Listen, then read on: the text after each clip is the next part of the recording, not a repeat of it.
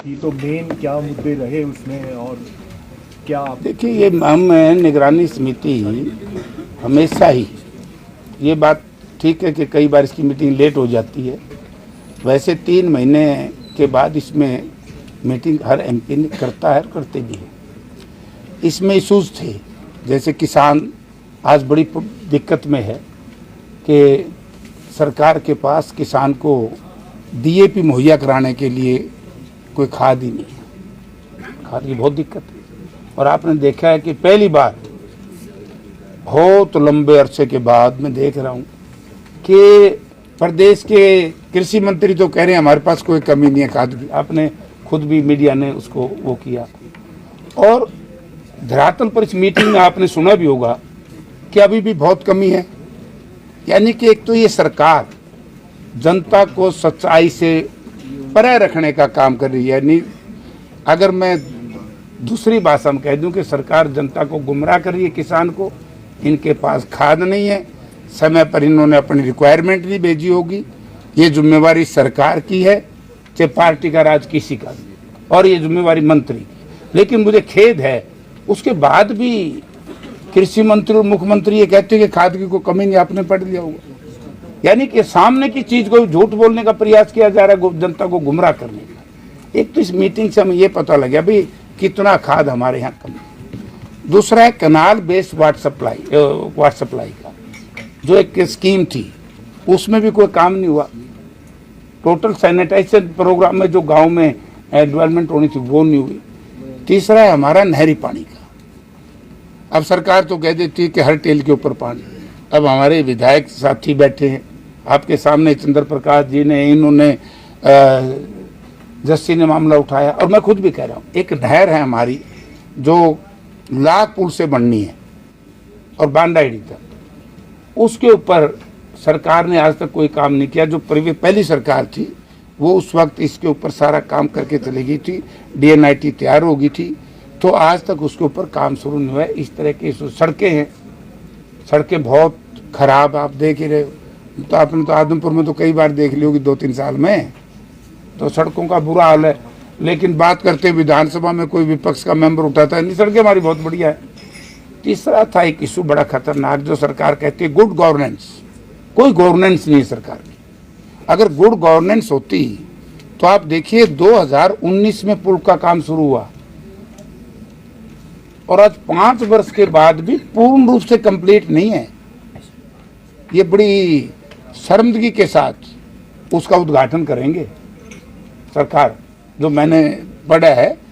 तो इसी तरीके से इनके जो सारे टोटल प्रोजेक्ट, चाहे B&R के हैं, चाहे वो रेलवे से संबंधित है, ROB है, RUB है, कोई भी काम समय पर नहीं हो रहा। और जो पैसा, जैसे अमृत योजना का पैसा था, उसका प्रॉपर यूटिलाइजेशन नहीं हुआ। ये सारी चीजें हम, जैसे नरेगा का पैसा, नरेगा का कई बहुत पैसा पेंडिंग उनके पास है, तो मजदूरों को काम ज्यादा दो भाई। जब जो इनके पास टारगेट आते हैं उसको पूरा खर्च तो करो।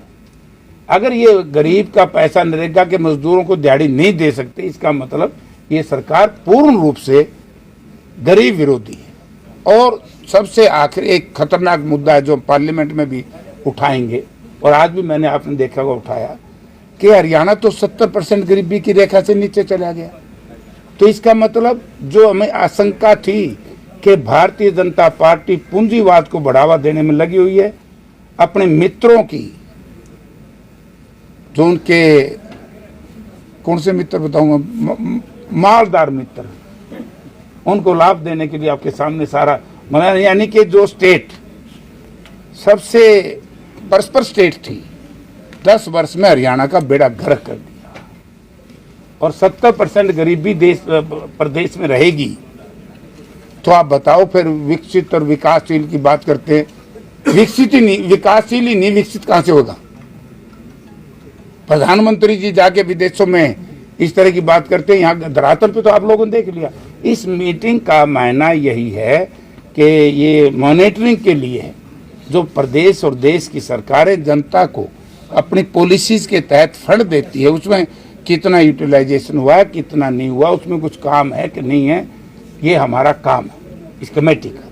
इस कमेटी के अंदर मैं चेयरमैन हूँ और जितने भी हमारे मंत्री हैं जैसे या विधायक हैं, टोटल मेंबर होते हैं। आज ये सब साथी इसीलिए यहाँ आए हैं ताकि अपने अपने इलाके की बात हम कर सकें। आपने अभी मीटिंग में एक मुद्दा उठाया कि डीएपी खाद का मुद्दा पार्लियामेंट सेशन में भी उठ सकता है। उठाऊंगा। आपने खुद पूछा? हाँ उठाऊंगा, क्योंकि ये जिम्मेवारी भारत सरकार की भी है।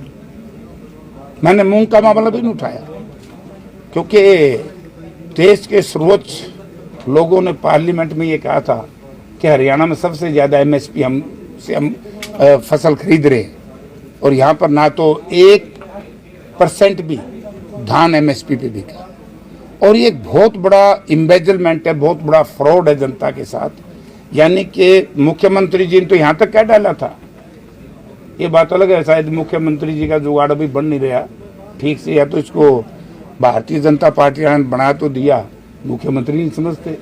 नहीं तो पहली बार आजादी के बाद कि अभी तक तो सीएमओ चीफ मिनिस्टर ऑफिस ही नहीं बना, ना को पीएस है, ना को एपीएस है, ना को एसडी है, ना एडवोकेट जनरल है, ना तो इस एडवोकेट जनरल को कंटिन्यू किया और ना इसको हटाया।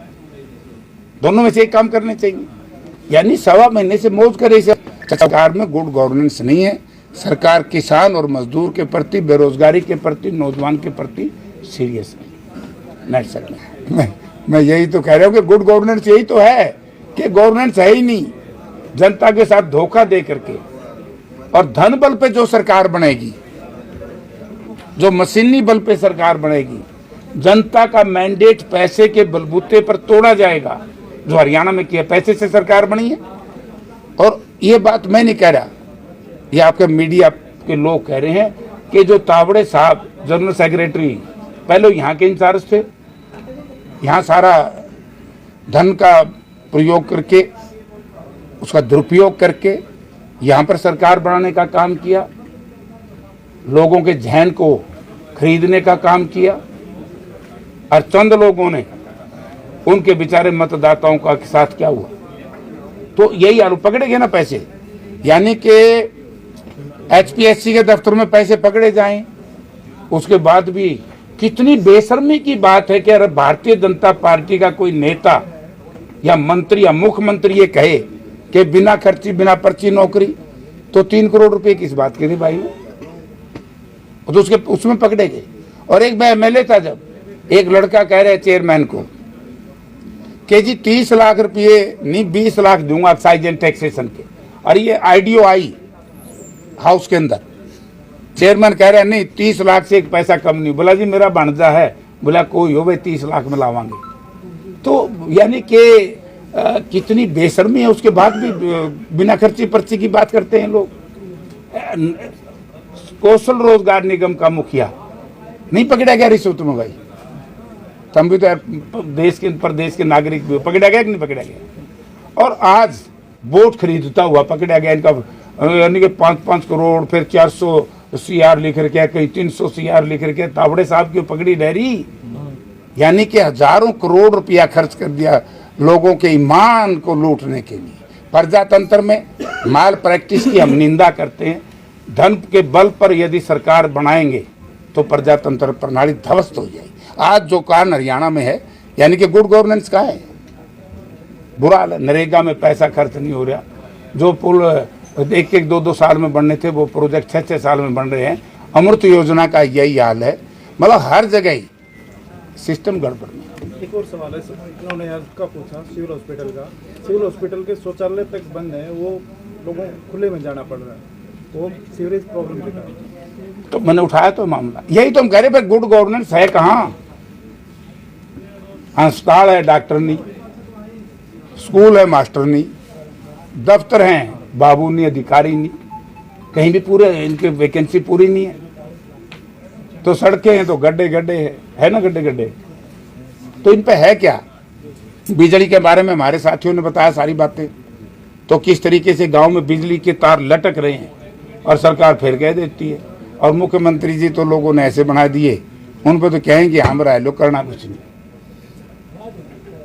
एक को कहावत ना, दरिया डका चढ़िए ना, युग हरतारा से, तो लोगों को कुछ नहीं, बिल्कुल बुरा हाल कर दिया। भ्रष्टाचार इस 1 महीने में इतना चरम सीमा पर है जिसकी कोई हद नहीं। कांग्रेस ईवीएम के मुद्दे को लेकर फिर से कोर्ट में जाने की तैयारी कर रही है। और के मरा तो अभी धक्के सरकार बनाएगी, लूट लिया सारा सौदा। लड़ाई तो लड़नी पड़ेगी ना, हम लड़ेंगे फिर जनता लड़ेगी। अब देखना ये मामला जनता, ये वहां क्या हुआ महाराष्ट्र में, जनता ने तो कराया, सरकार ने तो नहीं पकड़ा। सैकड़ों हजारों करोड़ रुपया आया गया, इतने पैसे के खरीद फरोख्त के बाद, जो वोटों खरीद फरोख्त, सरकार आज कुछ नहीं बोल रही। तो फिर जनता ही ने बागी होकर के वो पकड़ा ना तावड़े साहब को। अब बताए गृह मंत्री साहब, वो तावड़े का क्या करोगे? और तावड़े का जो पैसे से वोट खरीद रहा था, इसका मायना ये कि भारतीय जनता पार्टी धन बल पर, जो हरियाणा में मशीनी बल धन बल का दुरुपयोग करके सरकार बनाई, ये इसी तरह करेगी। जब भी इस तरह की बात आएगी तो जनता में आक्रोश है, हरियाणा की जनता में बड़ा आक्रोश है। और मैं सरकार से भी कहना चाहूँगा कि प्रजातंत्र में विश्वास रखो, वरना ऐसा ना हो जाए कि कहीं देश में अनार्की ना आ जाए। Thank you.